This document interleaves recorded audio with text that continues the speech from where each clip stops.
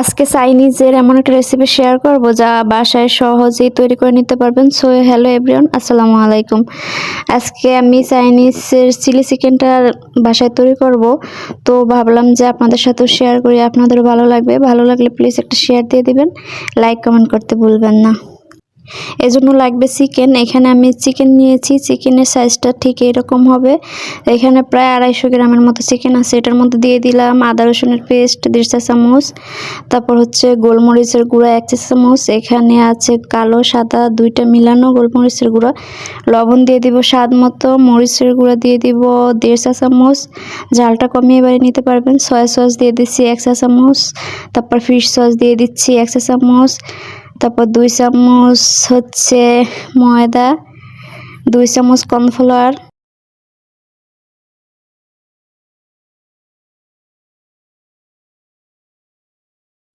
তারপর একটা ডিম আমি আগে থেকে ফেটিয়ে রেখেছি, সেখান থেকে দিয়ে দিলাম অর্ধেকের বেশি। এবার হাতের সাহায্যে ভালোভাবে মেখে নেব যাতে করে চিকেনের গায়ে মশলাগুলো ভালোভাবে লেগে যায়।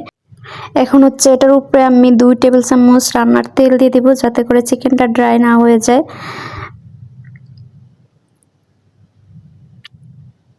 এবার হচ্ছে এটা এক সাইডে রেখে দিয়ে আমি একটা মশলা তৈরি করে নেব। এখানে 2টা এলাচ, তারপর মৌরি দেবো 1 চা চামচ, একটা দারুচিনি, তারপর হচ্ছে 5 থেকে 6টা লং, আর হচ্ছে একটা তারা মশলা। এটা আমি এইভাবেই ব্লেন্ড করে নেব, গুঁড়া করে নেব। এই মশলাটা পরে আমি ব্যবহার করব। এই মশলাটা দিলে চিলি চিকেনের টেস্টটা অনেক সুন্দর আসে। তো এবার আমি সসটা প্রিপার করে নেব। এখানে হচ্ছে আমি সয়া সস দিয়ে দিচ্ছি 2 টেবিল চামচ, তারপর চিলি সস দিয়ে দিচ্ছি 3 টেবিল চামচ, টমেটো কেচাপ দিয়ে দিচ্ছি 2 টেবিল চামচ, এবার দিয়ে দিচ্ছি ফিশ সস এবং সামান্য ভিনেগার দিয়ে আমি সসটাকে ভালোভাবে চামচের সাহায্যে একদম গলিয়ে নিব। নিয়ে এক পাশে রেখে দিয়ে তারপর হচ্ছে আমি কর্নফ্লাওয়ারের একটা মিক্সচার তৈরি করে নিব।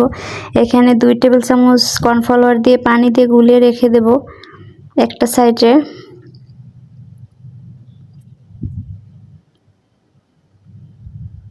তো এগুলো সবই আমার রান্নার কাজে লাগবে। এবার হচ্ছে আমি অন্যদিকে একটা কড়াইয়ের মধ্যে তেল গরম করেছি, সেই চিকেনগুলো ভেজে নেব।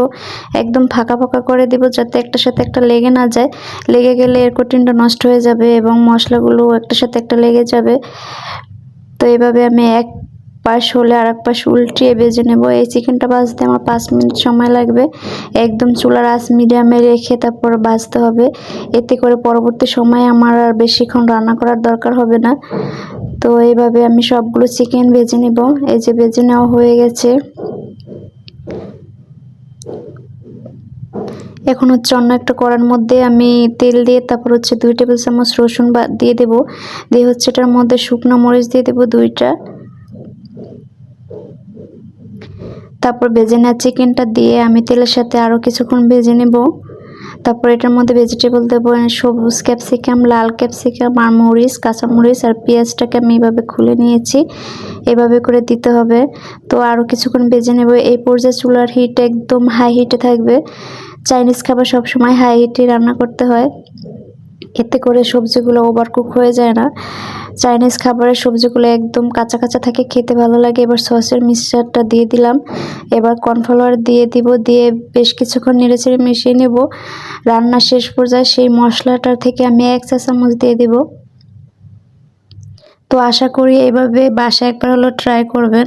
বাচ্চারা অনেক বেশি পছন্দ করে এবং রেস্টুরেন্ট থেকে কোনো অংশে কম হয়নি এই রান্নাটা। তো এতক্ষণ আমার সাথে থাকার জন্য সবাইকে অনেক অনেক ধন্যবাদ। আমার ফেসবুক পেজটা ফলো দিয়ে রাখবেন এবং ইউটিউব চ্যানেলটা সাবস্ক্রাইব করে রাখবেন যাতে করে নতুন নতুন ভিডিও আপলোড করার সাথে সাথে আপনাদের কাছে নোটিফিকেশন চলে যায়।